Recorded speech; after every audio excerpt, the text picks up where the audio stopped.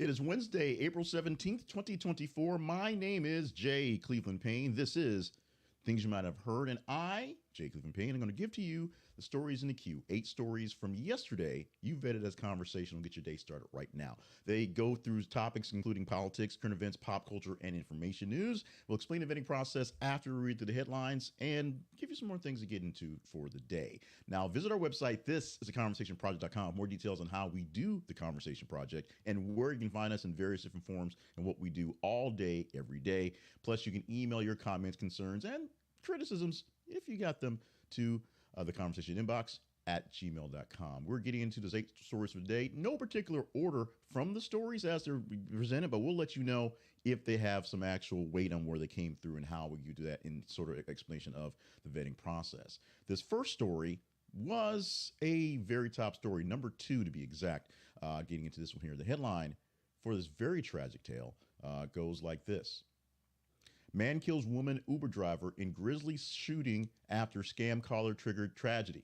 We don't have a lot of details from the editor here on purpose, so we want you to click the link and read the story. The headline gives you the information that William Brock, a man in Ohio, is facing murder charges for the death of an Uber driver named Lolitha Hall.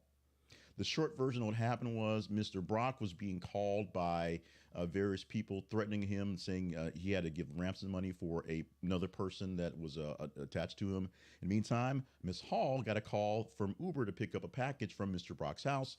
She drove up, went to the house to get the package. Brock immediately pulled a gun on her, thinking that she was a part of the scam, took her phone so she couldn't call. As she tried to walk away, you see the picture here on the video of her dash cam from her car. He shot her, called 911, and this thing just is a tragic tale.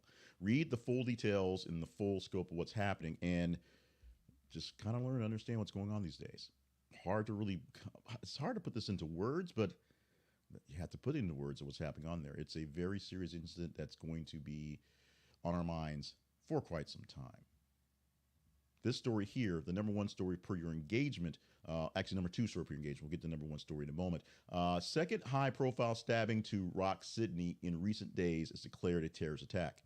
A recent attack in Sydney, another attack, should say, a 16-year-old boy was arrested for stabbing a Bishop Marman Emmanuel during a church service at an event declared a terrorism attack by Australian police.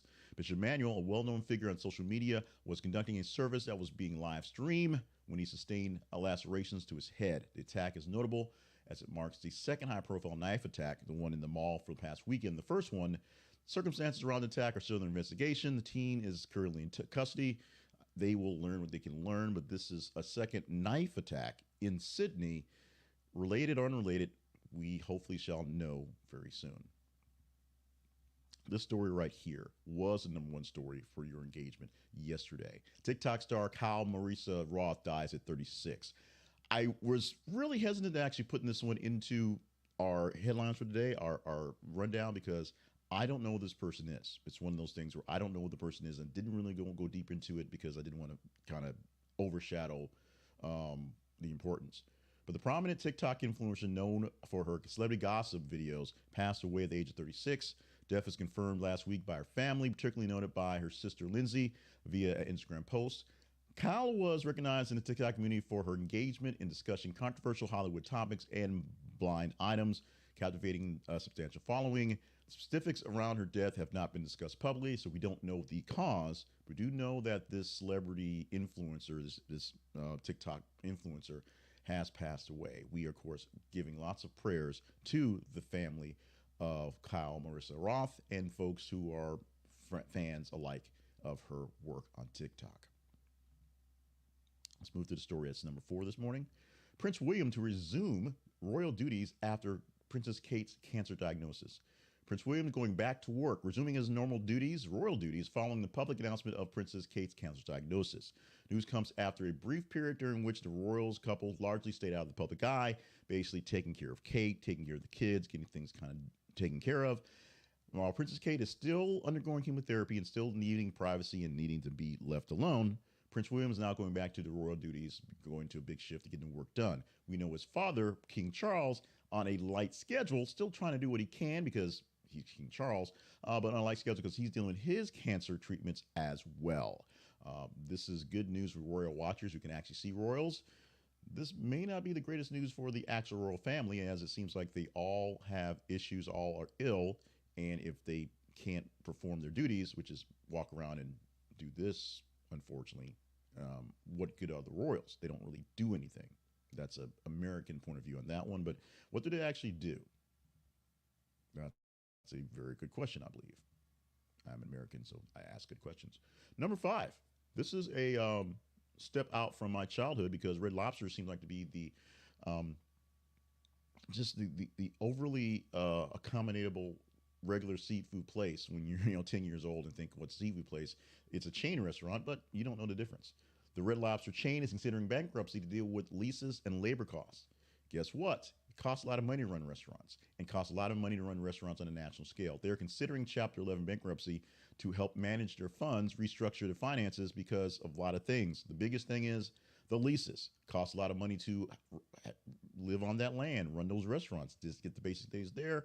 And of course, the people running the restaurants, a lot of money going to what's happening for those. And expanded health insurance and long-term operations facility sustainability, that word, is what's dealing with Red Lobster. They are not the only big-time chain company who has to deal with this stuff. But right now, the one that's being targeted, one we're talking about here, and one that you guys engaged in, is Red Lobster. No word yet on how they're going to do this. And if it's going to happen, more likely they're talking about it, unless someone's going to come out and buy out Red Lobster or buy a whole lot of Cheddar Bay biscuits. Bankruptcy protection, Chapter 11 is probably the way they're going to have to go. The number 6 story for this morning, a big tease this morning. The University of Southern California canceled its Muslim valedictorian's commencement speech, citing safety concerns. This USC canceled the commencement speech for the 2024 valedictorian Asna Tabassum, citing safety concerns. Asna, a Muslim student known for her pro-Palestinian views, was originally scheduled to speak at the graduation ceremony. Her political stance, particularly regarding the Palestinian-Israeli conflict, has been suggested as a potential reason for the safety concerns that led to the cancellation speech. The actual decision was not actually relayed to Ms. Tabassum because. So she says in interviews she was not told exactly what the actual threat was, just the fact that because she has pro-Palestinian views, it doesn't look like a great thing to have her speak. Did she earn this spot? Definitely, yes. Does she have these views and could she put that in her speech? Probably it was going to happen. Are there safety concerns? I'm pretty sure there are. Is this a raw deal? Yes, it is. Free speech is free speech. Earned rights are earned rights. It is what it is. We're going to have to live with it, but we have to think about what we're doing in these situations. It's the world we live in. If someone says something we don't like, you got to basically take that into account and not just give into whatever whims are there.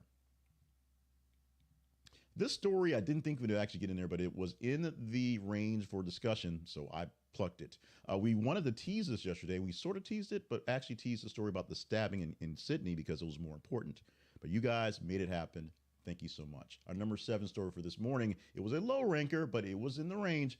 30-pound cat nicknamed Thicken Nugget is swimming his way to his goal weight after being surrendered. Thicken Nugget, a 30-pound rescue cat in Indiana, has taken an unconventional route to weight loss by engaging in regular swimming sessions. Nicknamed due to considerable size, Thicken Nugget was struggling with mobility issues due to his weight. Shelter staff, including Mackenzie McKittrick, initiated the swimming regimen as part of his weight management program. Impressively, Thicken Nugget has already lost 5 pounds in 7 weeks of swimming. He is equipped with a tiny life vest during his sessions and ensuring his safety while he swims gently towards his goal. Congratulations for Thicken Nugget. You are an inspiration. You are a hero. You inspire us all. And finally, this little nugget, pun intended, of a story popped up late night. I put out a quick TikTok short on this one. You guys responded to it, and you responded pretty much like I thought it was. Headline for the story reads, Jellyroll, space between the Y and the R, sued by Pennsylvania wedding band Jellyroll, no space between the Y and the R, over trademark. Trademark dispute has emerged between the Pennsylvania wedding band called Jellyroll and the country music star named Jellyroll. The band, which has been using this name since 1980 and legally trademarked it in 2010, which is the kicker, filed a lawsuit against the singer for trademark infringement. The conflicts there arise because essentially the same name, albeit slightly different spellings, can sound similar and confuse various folks. People may think they're hiring Jellyroll, the conchu guy, for a Pennsylvania wedding. Except that's not really the case, because I think they would pretty much assume that the country guy is not the wedding band. It's also the name of an old blues singer who used it, 40, 50 years ago. So maybe they should all be sued by that estate. Think about that one as well. Jellyroll, the big old guy, and one of the biggest things they're fighting is the fact that Jellyroll, with all the tattoos, did some stint in actual prison, some felony stuff, actual bad stuff. He's reformed. He's better. He's doing music. Everybody loves him now, but he does not shy away from his past. And because people might think the band in Pennsylvania might be a bunch of crooks, I guess they're fighting Jellyroll for trademark infringement. They're really fighting for some money. They want to get some money because he has more than they do. But that's how these things actually play themselves out in real life. Teaser story for this morning. The point behind the teaser story is to explain how the stories get into the feeds or from the feeds into this program here and hype up what's going on behind the scenes. So the teaser story for the day is a story that popped up literally as we were working on the stories this morning. A storm dumps a record rain across the desert nation of UAE and floods Dubai airport. Within about 2-3 hours, Dubai airport and UAE itself got about a year's worth of rain. A year's worth of rain in a span of hours, overnight for us, basically early morning time for them. And right now, nothing is moving because they're the desert. They're not really used to draining things. So nothing is moving. You can't get to the airport. So why are we flying planes at the airport? Do you want to chat this story up tomorrow as a big deal? This is how it happens. You go to our feeds on Facebook and Twitter. Facebook or X, if you will. It's formerly known as Twitter, whatever you want to call it. It still goes to twitter.com. But the links are twitter.com or x.com/th_conversation and facebook.com/this is the conversation project. Those are our pages on Facebook and X. When you go to those pages, when you're checking your regular feed stuff, look at the stories that are popping up in your feed at the time, or go back a couple hours and see what we've been talking about. Look for stories that look engaging, that look good, that you want to really chat about, whether it's because you love it, because you hate it, and click the appropriate emoji reaction to go with that. The higher engagement score we get, the more reaction we get from a story, better chance we have talking about it in the next iteration. Tomorrow, we're going to give you, again, 8 stories pulled from top 15 stories of today. So if you make this an 15 ranked story, we'll pick which ones to put into the narrative for your headlines for tomorrow, if you will. But go to our feeds on Facebook and Twitter and do that. We cannot do a show without your engagement score. Your engagement score tells us literally what to do every single day. So tell us what stories are engaging so we can engage in the right ones. Thank you in advance. Our spotlight sponsor for an entire week, we assume, because we want to make sure you get this deal, is Zenni Optical, Zenni. Go to our link at our website. This is theconversationproject.com/Zenni/Zenni for this great deal. And it's an affiliate link, so when you use our link, we get a bit deal for this one. But a bigger deal up until this Sunday, the 21st. Spring BOGA sale, not BOGO, BOGA. Buy one, get another. There you go.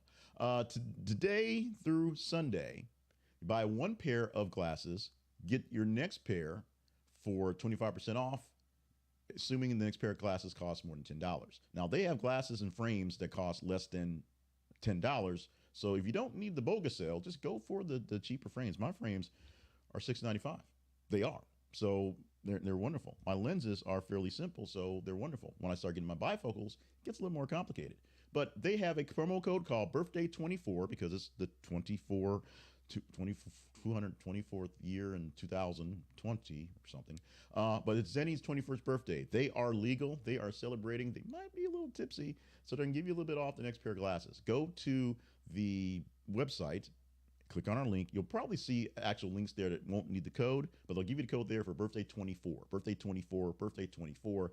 The spring BOGA sales on right now for Zenni Optical. Glasses for men, women, and children. All the family, all the technologies, all the great stuff you need in glasses at Zenni Optical. Check out our link. This is theconversationproject.com/Zenni, and it's an affiliate link. As we said, we get a little bit of cash back when you use that link, but you're already getting a second discount. So, hey, helps the brother out, help the folks out for the Conversation Project, help out the fans, the news nerds, and get yourself your next pair of glasses from Zenni Optical.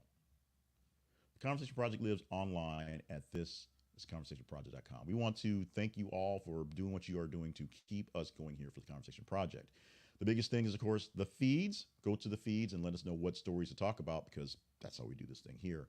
Emailing us at the conversation inbox at gmail.com. That tells us what we need to be working on as well. You guys conversate well was there. And in the comments, a lot of comments late night, overnight for the stories on the NPR editor who's now been suspended, and Jellyroll and Jellyroll.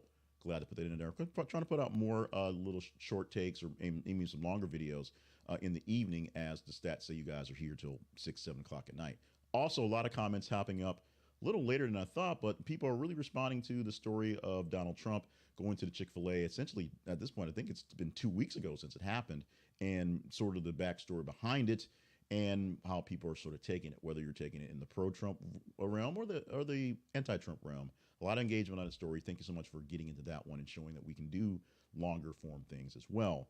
If you want to help us get more things out, go to our partnerships page at our website and consider being a partner. It can cost you as little as $1 a month. Seriously, we have a dollar tier there that's, people say it's not the best thing to do, but we have it there for a little penny change for that as well. Or you can go deeper tiers and go deeper into what we have.